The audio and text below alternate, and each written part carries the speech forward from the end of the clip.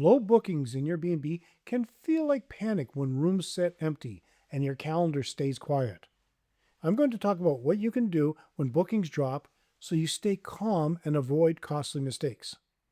If you ever feel like your B&B has just gone quiet, no bookings, no inquiries, just empty rooms staring back at you, you're not alone. Most B&B owners panic at that point, and that panic often makes things worse. I'm going to show you how to handle low bookings without losing your confidence or your pricing.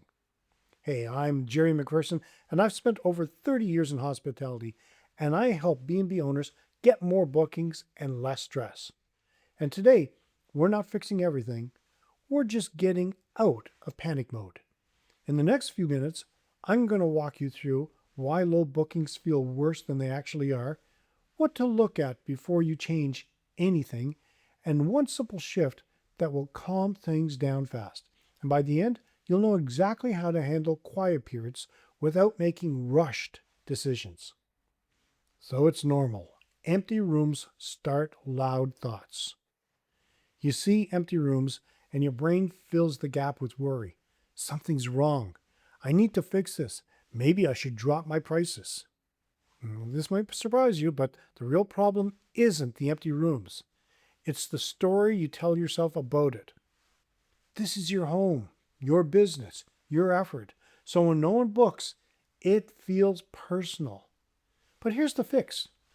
Pause before you react, because most quiet periods are normal. In fact, many B&Bs don't run full all year. That's just how the business works. For example, a 2-week gap in bookings might just be timing, not failure. Not all silence means something's broken.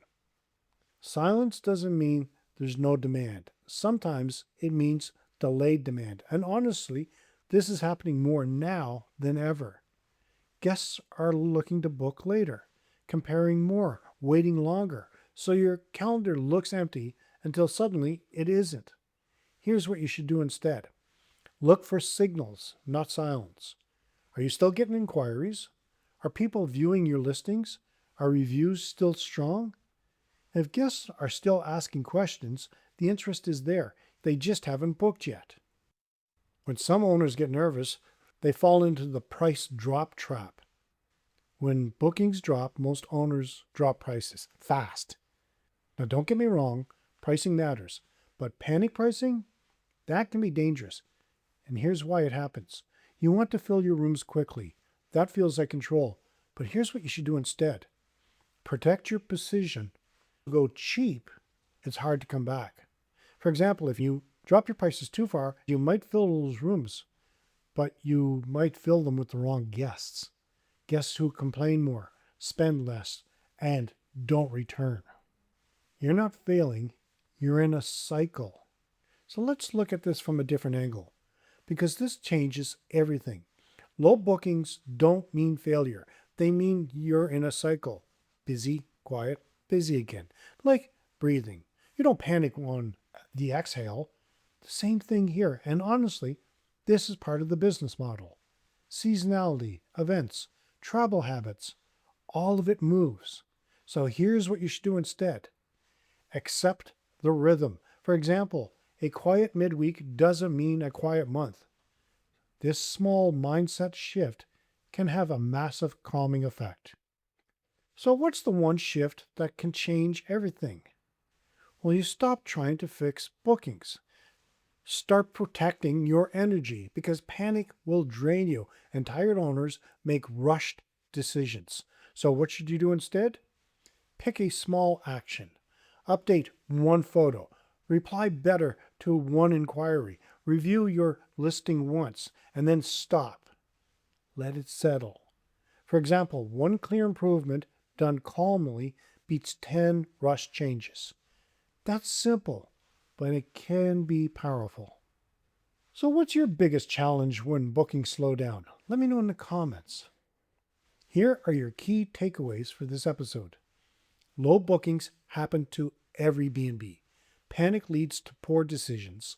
Silence doesn't mean no demand. Pricing drops can backfire. Focus on calm, not control. If you want help getting back on track, grab the Your B&B Starter Blueprint. It's free, you can find it in the show notes, and it walks you through the foundation so everything feels steady again, even when bookings dip. But if you're ready to go deeper, I break all of this down step by step inside the full course, Build Your B&B from Dream to Doors Open. Check it out. You can also find that link in the show notes. If this helped, make sure you subscribe and hit the like button so you don't miss any future episodes.